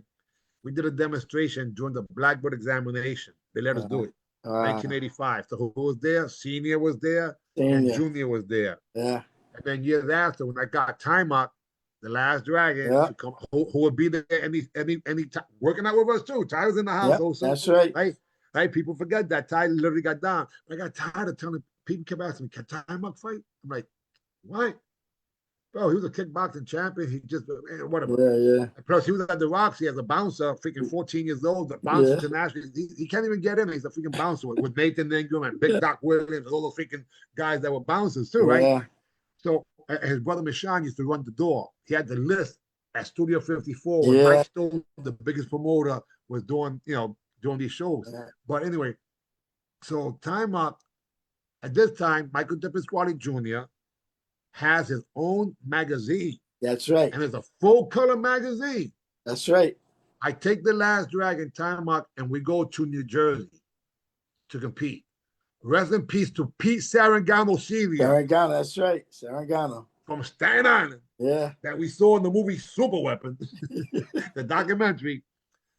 And Tamac wins grand champion. And my totally awesome team with at the time, our boxing coach was Milton Lakia, right? And Milton is the guy that you would see with this guy right here, which is, you can't even make it up. He was teaching this guy. Wow. So he's over in Puerto Rico right now. Right. You know, he's between that and Florida. When and for those who didn't recognize that's Logan Paul, right, and Jake, and they're the ones that Milton ended up teaching, and he was there. And the photos, we got the photos to prove it, because he took, even though they were small photos, but we won everything. We had the orange and blue uniform, and Mike DePasquale, and I think they called it Shark Bait. Right? Yeah, Shark Bait. That's right. Yeah, bro, I'm a fan. All that stuff to me was just phenomenal. Now, rest in peace to Mike DePasquale Jr. and his sideburns. So now I come back from Puerto Rico. A very good friend of mine, close friend of mine, he's at your tournament, Ed Shanley, trained Goju. And he's also trained with DePasquale. I come back to Puerto Rico. You brought him to the boogie now. That's right. That was your date. So I come back from Puerto Rico, and Mike DePasquale, not the Brazilian Jiu-Jitsu is all over the place. And they're going to schools and challenging people, and I'm getting pissed off. And I got my friends who studied martial arts with me for years saying, this is the ultimate way. I said, look, there's no ultimate way. Everything works. Don't ever say that's the ultimate way. Everything works. I said, I'm going to go with you a couple of these schools and go train with you guys. So I go to these schools, I'm training with these guys, and I'm banging them out. I'm like, what's going on? How come you guys not shooting in? Oh, you got to get on your hands and knees. Yo, wrap me right up like a pretzel. I said, no. Y'all on TV standing up. Get up. So now we can't get to you. So DePasquale calls Shanley and says, I got this kid from New England coming down to debut in the UFC. He needs a sparring partner. I don't want to say his name, but I am, because the guy was very arrogant and nasty. Tony Franklin. So I go meet this guy. Yo, he's got muscles coming out of his ears. I said, oh. Now I'm 225, out of shape. I said, I ain't backing out of no challenge. I got to do this. So my grandma was in the hospital dying. So Ed Shanley says, I'm going to go up there and spar with him. I'll mess up his training schedule. So Ed gets her a fight with him. He tells, the kid Franklin tells Shanley, tell Woolridge he's a has-been. If he was afraid, he should have told me. So, okay. Tell him my grandma's having heart surgery on a Wednesday. I'll be up there. If she dies, I'll be at that school. So then we had him up there, and he's like, oh, he don't use no gear. I said, oh, my man. Like, I'm not going up there to spar with this guy. We're going to be 2 pits in the ring. I'm coming out. So I get up there, John. They got camera magazine people all over the place. Oh. I'm like, what's going on here? Taking pictures, dang. The school's packed. So I start warming up. I throw the legs. So his coach is like, oh, maybe put the gear on. I say, I don't care. Let's just get it in. Let's get it going. Yeah, I banged this guy out bad, man. Bad. So now he fights these other 2 guys. He's I'm warmed up now. Want to get back in? I said, okay. I'm beating him so bad, but I hit him with the right. I said, I can't. He ain't going to make it to the UFC. So we get done. The guy's like, yo, can I ask you a question? I said, yeah. I've been training all across the country, the best fighters. I can't say you're kicking me in my face. I said, yeah. Okay, hold on. Hey, turn that camera on. Watch this. You ready? I kick him. He said, I don't see it. I said, if you see it, you're going to block it. If you can't see it, you're going to get hit. That's what happened here. He said, oh, so he asked me some questions about what he's supposed to do when he gets there. He goes and he makes it to the finals. I said, there's no way how this guy should have made it. but he made it, and I think he retired with a record 11-2, 11-1. Lost to Anderson Silva and Kang Lee. But that's my story, Deepa Squad. Great man, great family. No question about it, man. So I didn't make it. It's kind of difficult for me to go to some of these events because my identity, like I go to martial arts tournament because I want to compete. Hun, I want to go to martial arts tournament because I want to compete. So I'm not into sitting down and have a chicken buffet that's nasty, and then they give me an award. I don't like that. Yeah. You go.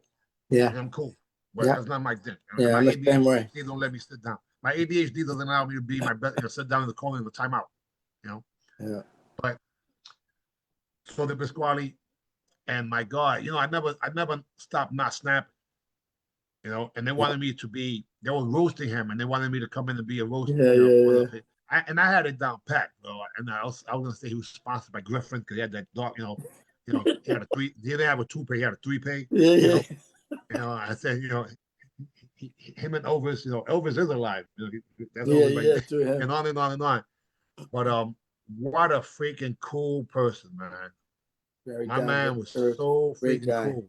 But his father was too. Yeah, his father was too. Big guy. If I was a big dude man. was large. You see the hands on that guy? And that's what people don't understand. Like there's a legacy and a lineage that's so diverse, man. It doesn't matter what tree, I should say, what branch you want to go towards, man.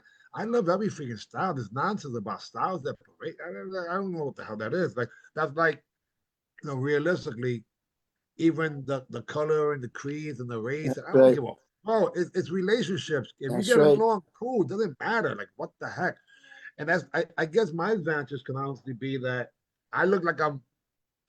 We're from the Middle East, you and I. Yeah. My grandmother is from probably Morocco or Nigeria, most likely.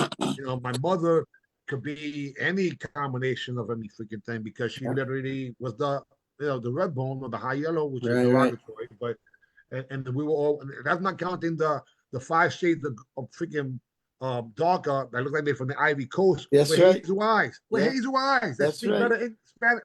So it's not. It's culture, and culture. Color did not come about until 1500, and that was created. So this is nonsense. One blood. Yeah. Anything with martial arts. No such thing as style. I got to bring one more name. Someone else embraced me besides you, doing everything you did for me, and I appreciate you, and I love you. We're brothers for life. Yes, sir. Lou Ferrer. So now Lou Ferrer, back to the same thing. So you can't speak about Giovanni de Castro without Lou Ferrer either, and that's because of your connection. So here you are sharing, basically sharing your student to what would be other areas to make sure it'll help him because Giovanni, when he was killing it. There's no question about it. That kid was killing it, and Ferrer gets his props.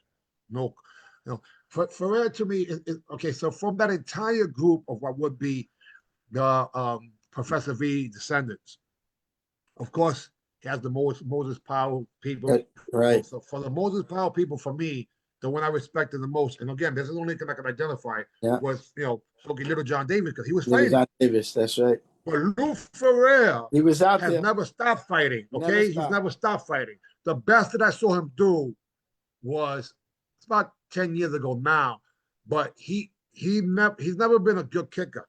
Right. Yeah. He hit with roundhouse kicks and side kicks to the face and chest. 2014 at the Lee Island. I was like, yo, that I never seen. And he had to be in his 70s, man. Right? He was in his 60s during that time. So the most impressive.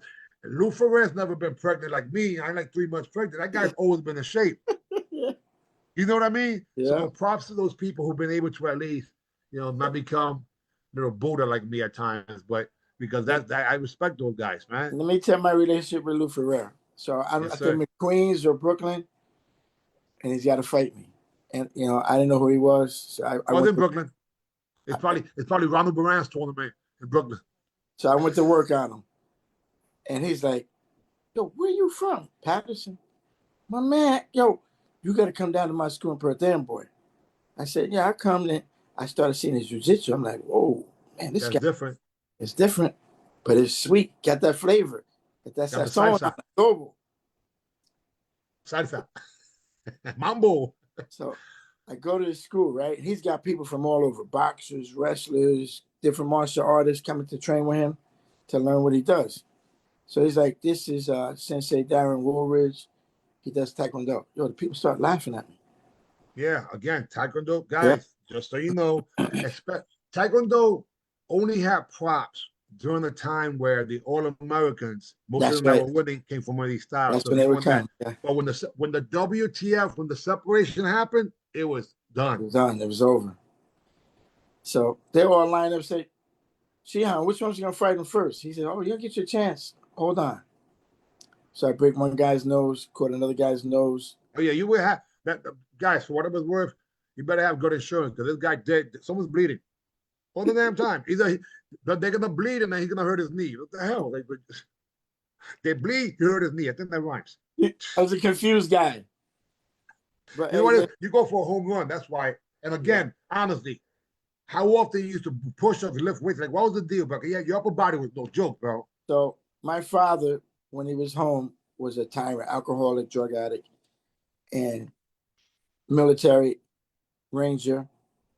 You had to train. You had to work out. There was Push no ups when you wake up, excuses. right? You had to work out. You had to do it. Regiments every day. When you got home from school, before you went to sleep, it had to be done. So I realized how small I was growing up, 135 pounds at 18 years of age. I said, how am I going to be able to compete against these guys in competition and on the street? I'm going to stay conditioned. I'm going to out-condition anybody that comes in the room with me. I'm going to outdo them.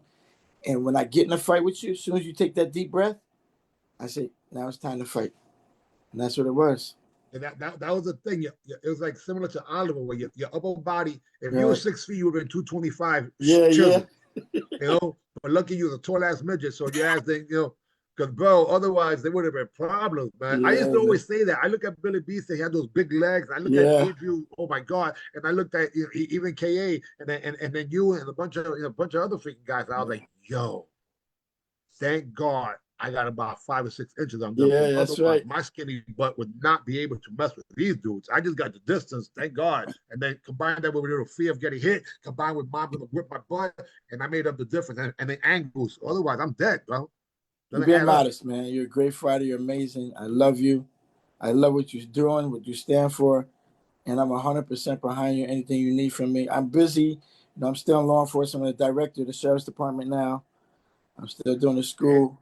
we're gonna do 21 of these things and not even get to everything because Yeah, you've you're been right. through some challenges I've been through some and stuff. statute of limitations allow certain things to say, Yeah, other statute of limitations you can't even open them because that's yeah. the blue bloods that you can't mess around with. But I know that to be a sheriff, that in alone, there's a book that could be written and all the Oh, things that yeah. happen in the process, Absolutely. politics, et cetera, et cetera, et cetera, You being won't unique believe every what time. happened. Yeah, But one thing and again, rest in peace to your twin brother, because people yeah. don't even realize this is one of two. So he's inside of you right now, too. So it's That's like right. you always got two against one. You know, it's not just the Taurus twins, it's not Yeah, just KA's twins and yeah. everybody else's twin. But what I always enjoy and appreciate about you is that you're not a quitter, bro. No. And not even. And I've seen you. Listen, this guy is blessed. There was a time where, in terms of life really, really got this guy about 10 years or so ago, Yeah, and that's right. bro, and I'm like, I was praying that, and we are 2026, and we're here. Yeah. Jack, if real quick, I'd like to tell a story Yes, because it's a yes, miracle. shoot. It was a miracle. 2005, I was divorced. I was losing everything. 2007, I had cancer. I lost a kidney. 2008, I went to war with the sheriff's department. And I held it all in, but I kept fighting. There was things I couldn't do, I wanted to do, so I held it all in. 2013, I'm working out with some friends of mine coming home from prison. We're doing jailhouse workouts in the park.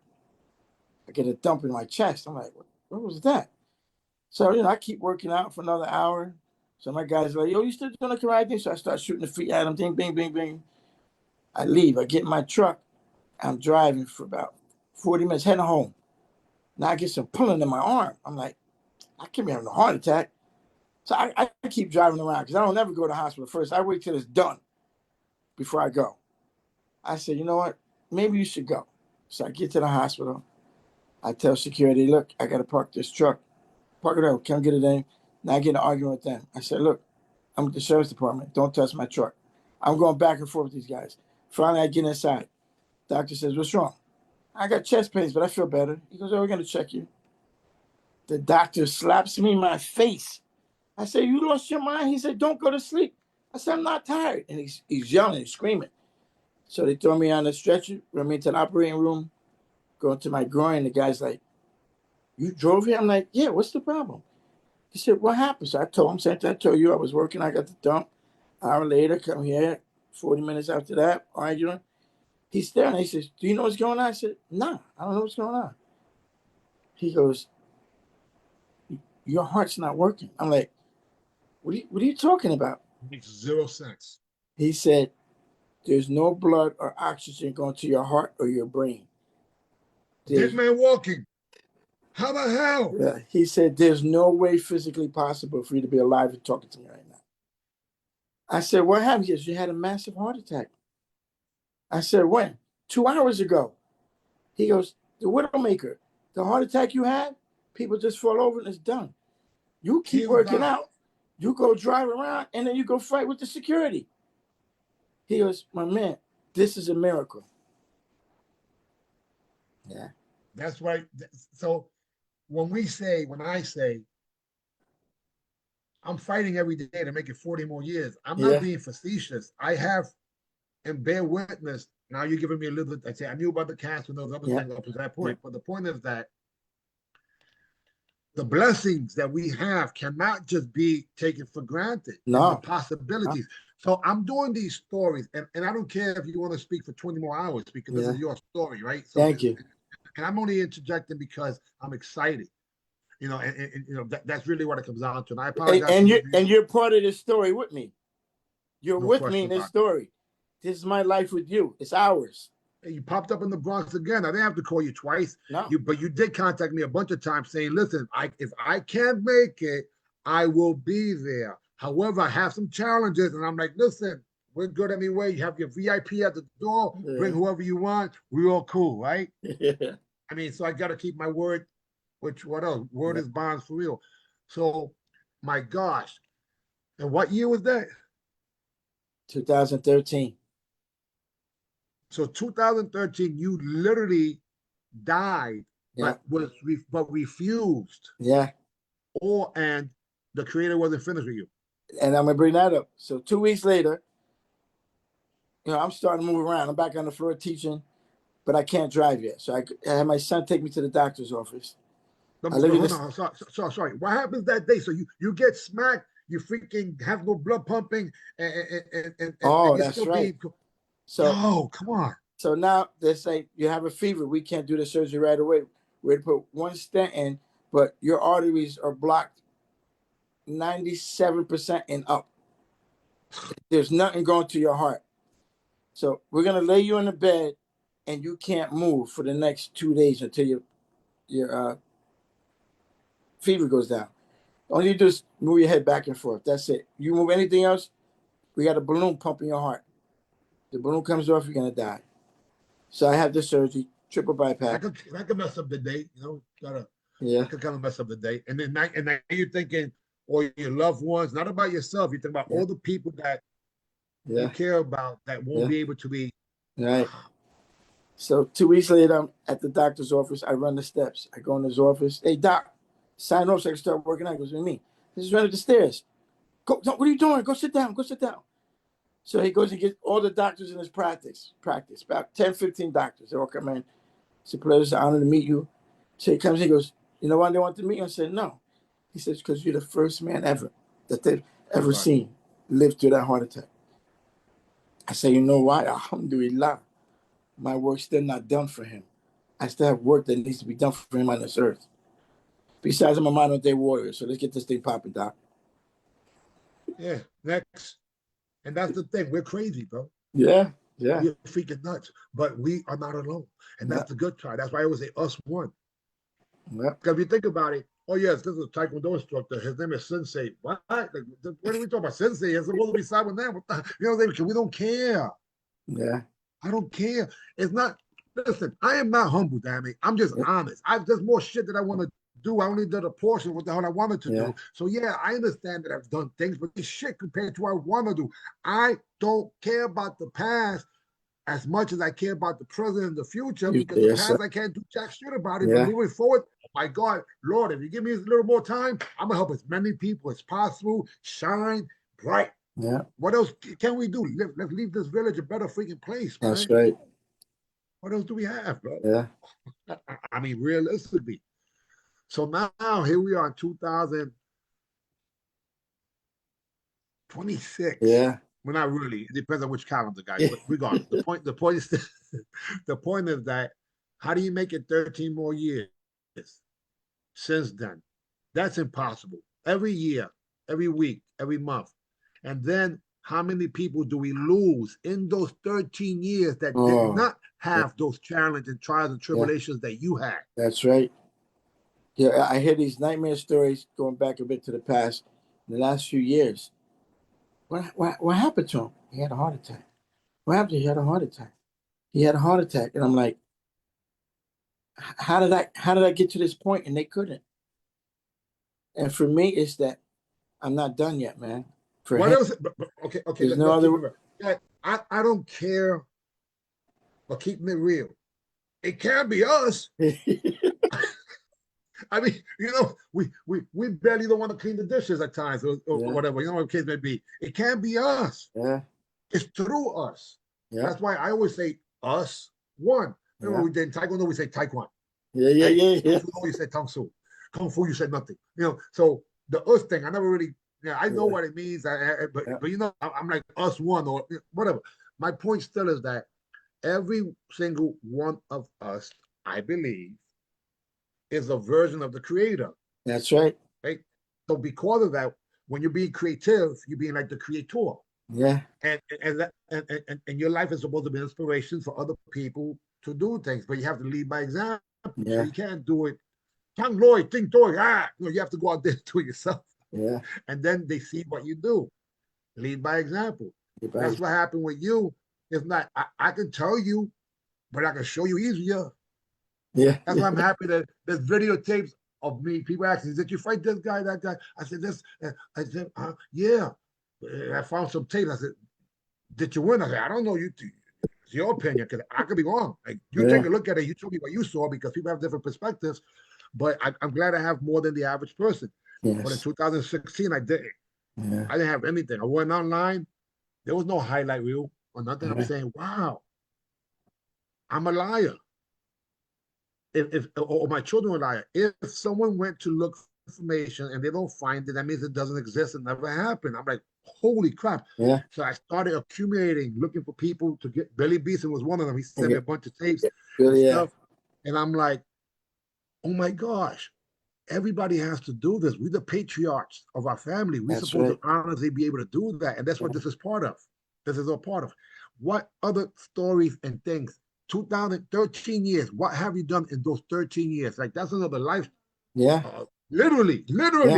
Yeah. Yeah. You became a sheriff.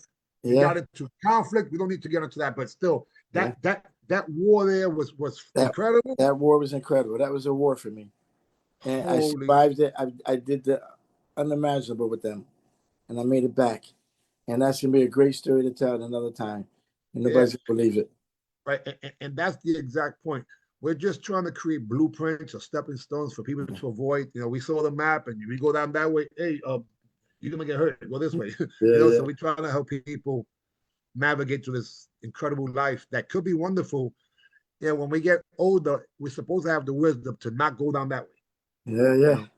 Sometimes we still do it. We're knuckleheads. There's no question about it. Yeah, we're assholes. I'll say it again, but we're proud of it because we have standards, and there's certain gravities or values that we're never ever gonna freaking change, because it's important. Being a man, to me, is exactly important. Being a leader, being responsible, Yeah. and sharing and spreading love.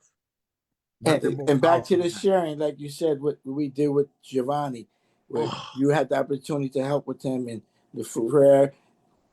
Without that, he might not have made it. But because you guys were there to take over and bring him further where I couldn't take him because of my conflicts.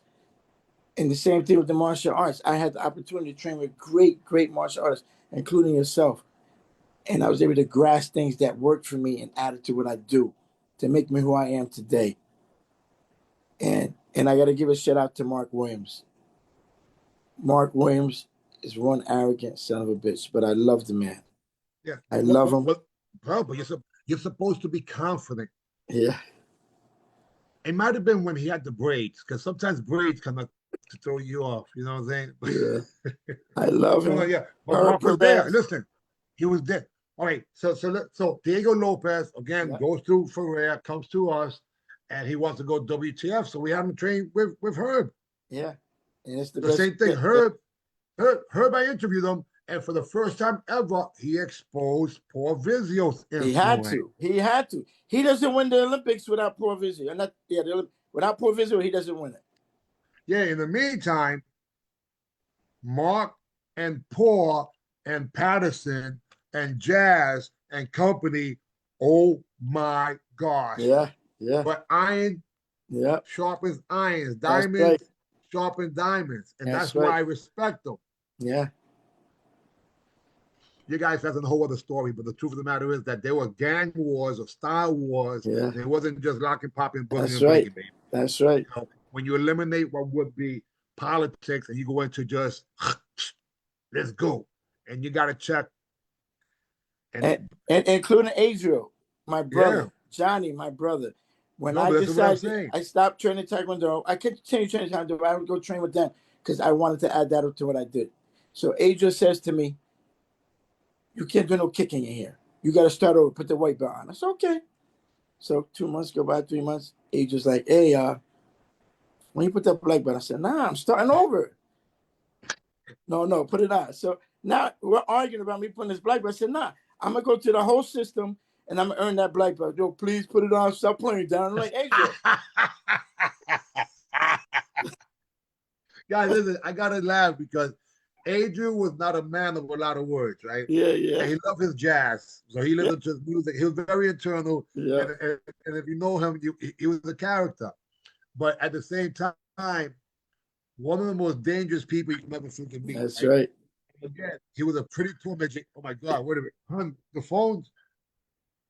Where's the phone so I can not answer that? I think that's the next meeting. All right, let me finish And the story and make it off. So, yeah. No, it's not your phone. Where's my phone? You get guys messenger. No, I want to hear the rest of the story. Tell him, text him, tell him 10:30. That's Mega, right? Check to see if that's Mega. Mega Flash, that was one of Jonas yeah, Luna students that yeah, went to Japan. Freaking, come on, yeah. man, Mega Martinez. So he's the next one. You found it, and I'm listening. Yes, So, sir. so now Adriel and Johnny, like everybody else, hated Taekwondo. Why are you doing that? Come over here. Stop doing that garbage. And he trained with Shabazz. I'm not sure if you know Shabazz. Was out of Passaic that trained with Teriyaki Miyazaki. Guys, listen. So Shabazz was a student of Miyazaki, so they do That's right. Shotokai. These Yeah. guys, what you want to talk about? Shabazz is a white Muslim, so he's confusing Yes. to begin with. You see this guy, he's With never red in the hair. limelight, always in the bleachers, but he Yeah. goes back to the Malcolm X days, literally he's there in 1960s, in Mosque, whatever number. And this freaking dude is the source. He's the blueprint, and He's he the gives blueprint. it to Adrian, who's doing these forms that no one's ever seen before. And he knows the boom Yeah. kai to it. And of course, Yeah. I went to Ed, which becomes Juan, which is Johnny, which now is Juan Cando or something That's like that. right. Right. I One forgot time, what he yeah. called it. So Juan Cando. he's arguing me. Put the black belt. I said, Adriel, I gotta learn this. Stop. I'm gonna get it. No, it's just I said, what's the problem? He don't want to tell me. So finally he's like, all right, all right. People walking in and watching the class and said, who's that white belt? He's trashing all the guys he's banging out with the black belts. I said, oh, so now you Make respect you my look rank. back. Making you look back. You making us look back. That's what happened with Mike Stone. Yeah. Mike Stone got a black belt in 6 months because as a white belt, he won grand champion. Yeah. And they say, yo, you got to, and then they give him a green belt a few days after, and then they give him a brown belt. You got to give him a black belt. Right? He don't look good. He's beating us up. And it happened to you. That's right. Politics. Politics. Politics. Oh, my God. Look, I know you got to go. You know, but if you don't mind, another 5 minutes if you don't mind. I want to ask you a few things. As a spectator, what did you enjoy the most? Because like again, I was a big Jerry Robbins is how I knew him, you know, and the technique that made me lose my mind. He's fighting against Roy Buchanan, and I'm like, oh my God. I also saw another one was Mike Warren. Mike Warren was bad too. Oh, Oliver, Mike Warren. Oh, Joe Hayes. Man, we had some great fighters to come up. Tell him I'm gonna send him the link in 5 minutes, and then he just clicks on the link and we go in. It's the same link from yesterday. But thank you. My two guys, William Oliver and Jerry Robbins. Man. Me too. And it's sad that most people don't realize that. Yeah. Because these gentlemen, and they were gentlemen, Jerry Robbins was so nice to me. Yeah. Oliver, so nice to me. Yeah. A lot of people, not that much. Yeah. You know, not a lot of them, not that much. But these two guys in particular, and if they ever would have been a little arrogant, they earned it. That's right. Let's keep it real. 100% they did. They earned it. But no, gentlemen, motivational. Yeah. Oliver had a school when he went and got his own location, and he had the desk. Remember, there would be a glass, and then all the pictures could just be slid under the glass. Yeah. Desk, right? You just slide all the pictures in. Like, he had me centered, like in the main spot. Right. You know what I mean? You're not in the corner, but they can't see you. Right. A photo of him and I that I wish I had. Wow. And that's what I did. Yeah. And I'm like, now I do have 2 photos of him and I sparring. Right. And I can tell I'm 17 years old based on my graffiti in the back of my uniform. You know? And Oliver's leaning away as I'm throwing a ridge hand, and you see my graffiti thing, and there's another one.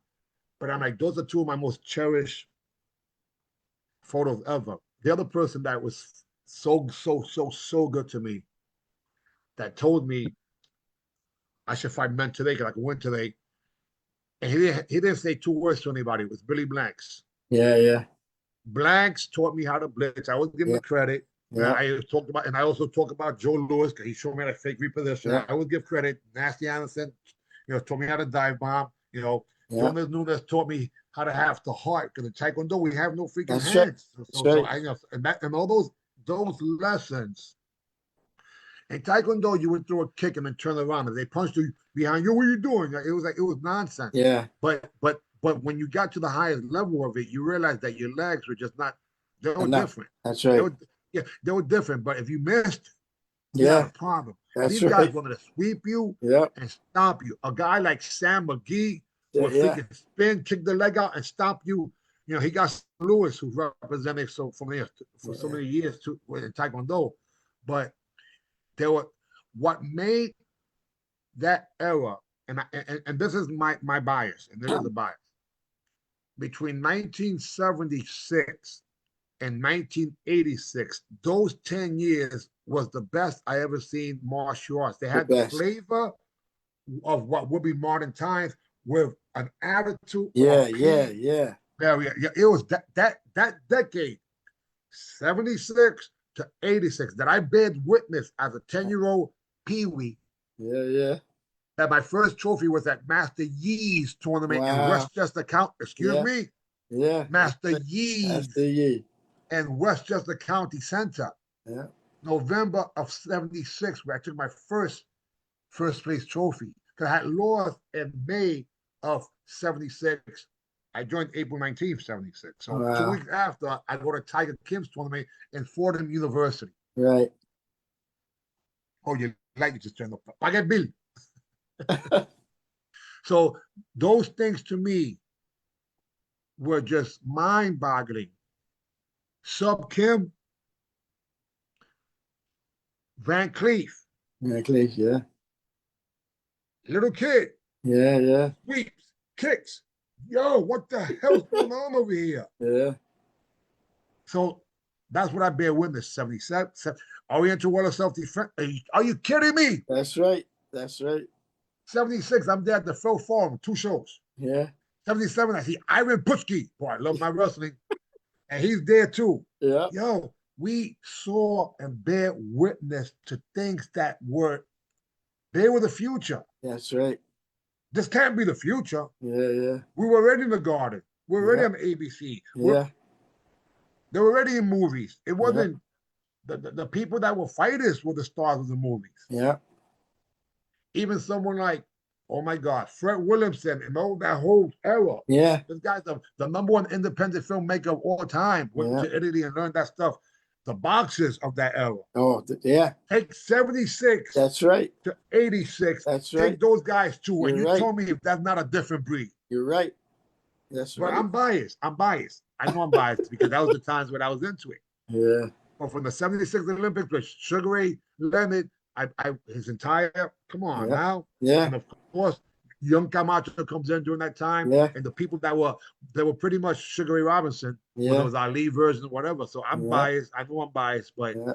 I saw things that I never, I put a video of myself doing a double front kick, spin hook, jump spin hook into a split, pop Yeah. up into a freaking front stance. Now, when I saw that, I was like, oh my God, and I never saw it. I did Yeah. it, but I know that I did. Like, and I looked at that, I'm saying, that would be a nice challenge. Let me see if other people can do that. Like they see, bro, Yeah. not one person's taking that challenge. And I'm thinking, wow, all the crazy things they do, the flips and tricks, Yeah. they can't Yeah. do Yeah. that. Yeah. That's still martial arts related, That's right. but they can't do that. Yeah. I seen Oliver do a shovel axe kick, hit the guy in the head. Yeah. He slipped. His battered leg, got to Yeah. watch with the axe kicks. If you miss, sometimes the bottom leg will slip, right? Yeah. Depending on the floor. When he slipped, he fell to the floor, swept him, and hit him with the leg again. Now, you tell me how many takes in a movie would that take? And that was done live. Live. Oliver,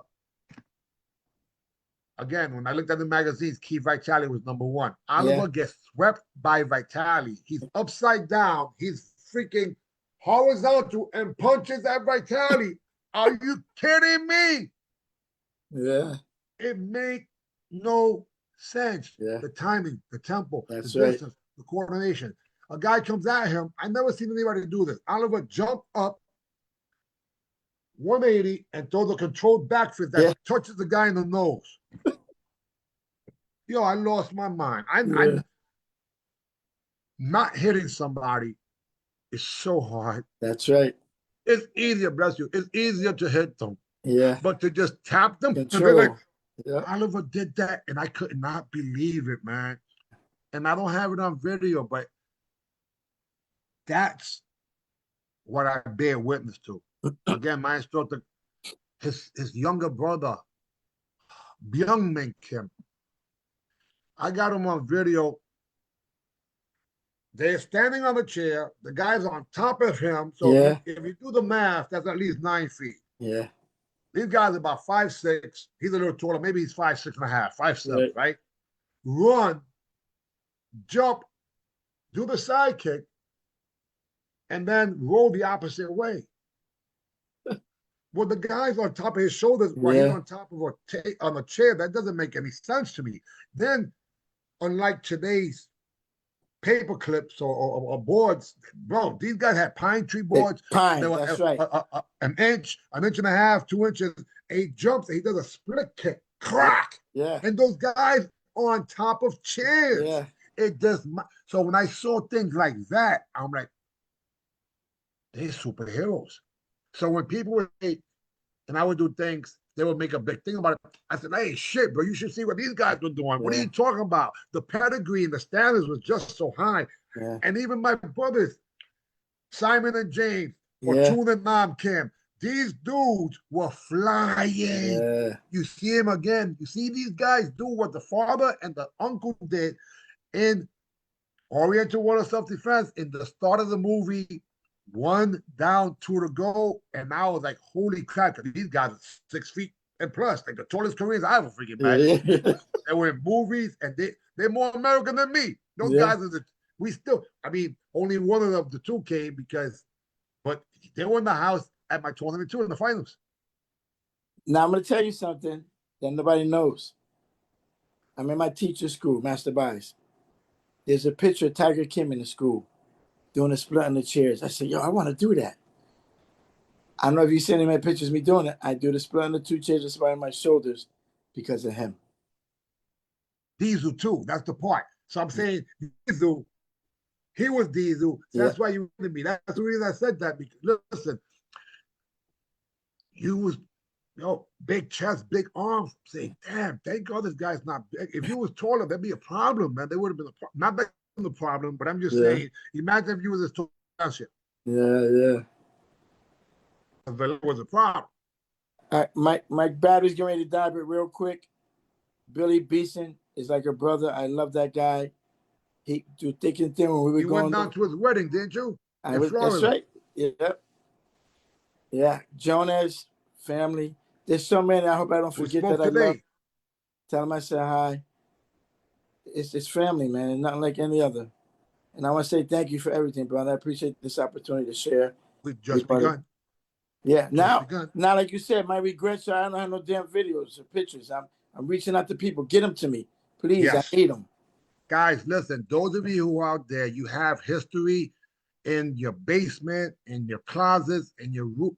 Listen, try to get those. I got a VCR. I went to Newark and got a VCR in the freaking how you call it? The pawn shop, because I want to be able to document. Guys, let's help us stay alive. That's right. Love, man. Those photos. Golden Feet. Yeah. I know you didn't have that many freaking, I think he lied. He never had film in the camera, but damn it, the camera that you did, please, man, we need those photos. He had that camera with him all the time. Bro. He had it with him all the time. I think he lied. I saw a few photos, but come on, man. But I bet you if there was a stripper, he'd be taking those pictures. Anyway, that's another story. Oh, he was a stripper. That's something else. Where's the house? All right, my battery's going to die. Jerry, all right, brother. Thank you. God bless. When I say AB, you say see ya. AB? See ya. We out of here. Peace. God bless. I was only kidding. That's how we ain't. Thank you, brother. Peace. Suerte. Igual.